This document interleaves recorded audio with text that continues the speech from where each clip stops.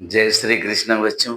अब तक मैंने आपको संख्या पद्धति का 3 वीडियो भेज दिया है और आज मैं आपको उसका चौथा वीडियो भेजने जा रहा हूँ।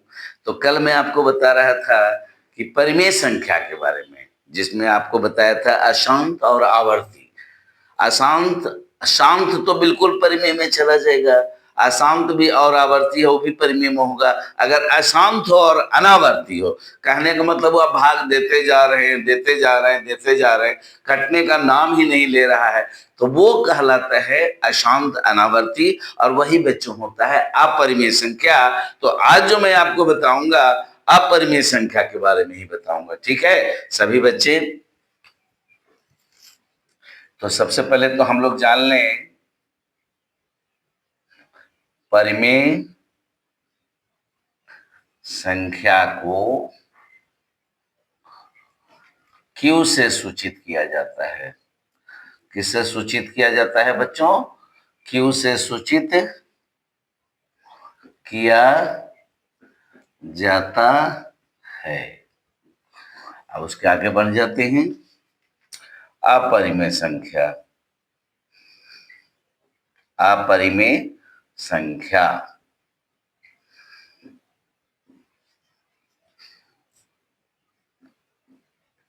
वैसी वास्तविक संख्या, वैसी वास्तविक संख्या, वैसी वास्तविक संख्या जिसका दशमलव निरूपण, जिसका दशमलव निरूपण अशांत और अनावर्ती हो, अशांत और अनावर्ती हो, उसे अपरिमेय संख्या कहते हैं। में संख्या कहते हैं। 9th में बच्चों और 10th में सबसे ज्यादा इसी अपरिमेय संख्या के बारे में हमको पढ़ना है। मैं आपको इसमें बताऊंगा √2 एक अपरिमेय संख्या है, कैसे प्रमाणित होगा। ठीक है, इसे चूंकि देखिए क्यू चला गया उधर, तो इसे क्यू डैश से सूचित किया जाता है, सूचित किया जाता है। ठीक है बच्चों, आप जैसे देखिए 1.1000100001 देख रहे हैं, ऑर्डर चेंज हो रहा है। अब देखो 1 अंक पर था, 2 अंक पर, 3 अंक पर, 4 अंक पर, इस तरह से बदलते जा रहा है। 2.2000020002 इस तरह से देखिए बदलते जा रहा है। तो ये सभी अपरिमेय संख्या है। कैसी संख्या है? अपरिमेय संख्या है। समझे बच्चों? तो इस संख्या के बारे में, अपरिमेय संख्या के बारे में सबसे पहले हम लोगों को बताए थे पाइथागोरियंस। कौन बताए थे? आप जानते हैं पाइथागोरस एक यूनान के बहुत बड़े दार्शनिक थे और गणितज्ञ भी थे। तो उन्हीं के शिष्य लोग थे जो पाइथागोरियंस कहलाते थे। समझ गया ना? अपरिमेय संख्या के बारे में सबसे पहले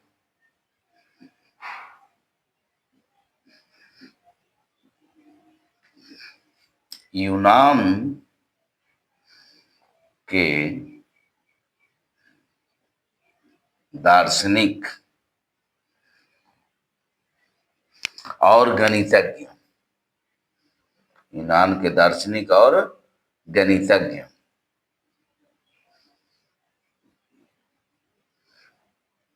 अपरिमेय संख्या के बारे में सबसे पहले यूनान के दार्शनिक और गणितज्ञ पाइथागोरस,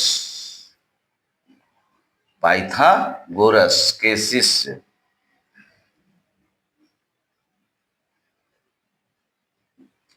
शिष्यों ने बताया था, जिन्हें पाइथागोरियंस कहा जाता है।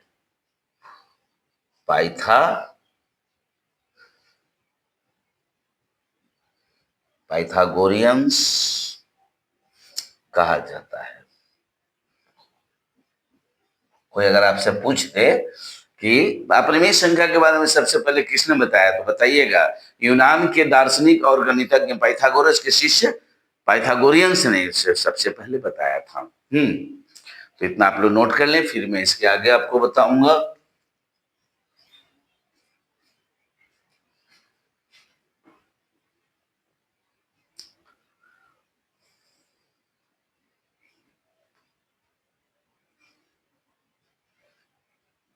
लिख लिया?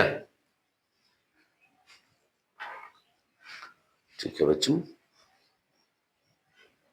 थैंक्स।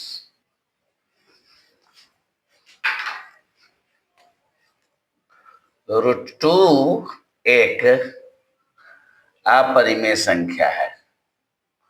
√2 एक अपरिमेय संख्या है। इसकी जानकारी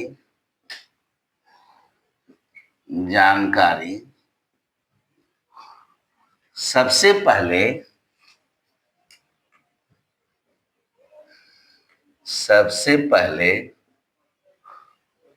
क्रोटोन एक देश है बच्चों, क्रोटोन के निवासी हिपाक्स ने दिया था।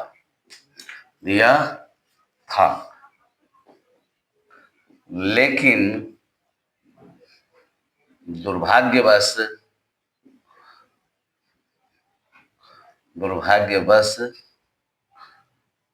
इनकी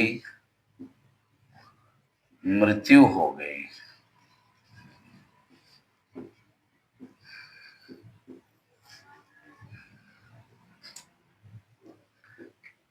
जिसके कारण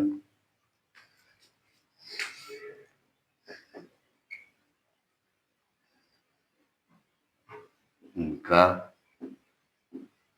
नाम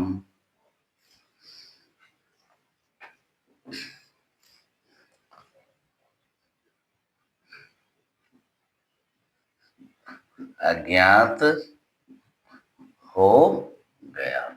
ठीक है, तो सबसे पहले इसके बारे में हमें बताया था √2 के बारे में हिपाक्स ने जो क्रोटोन देश के रहने वाले थे, लेकिन इनकी मृत्यु हो गई थी, इसलिए इस बात को हम लोग नहीं जान पाए। और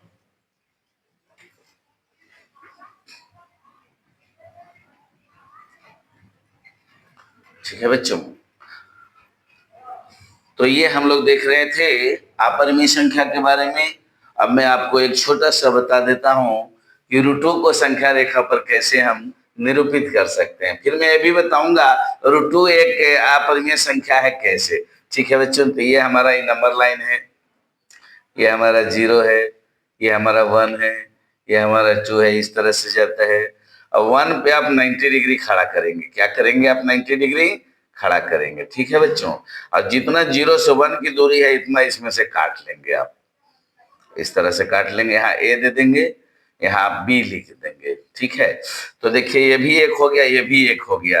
अब देखो बच्चों, समकोण त्रिभुज ए बी ओ में, तो ए बराबर क्या मिलेगा बच्चों? √अंडर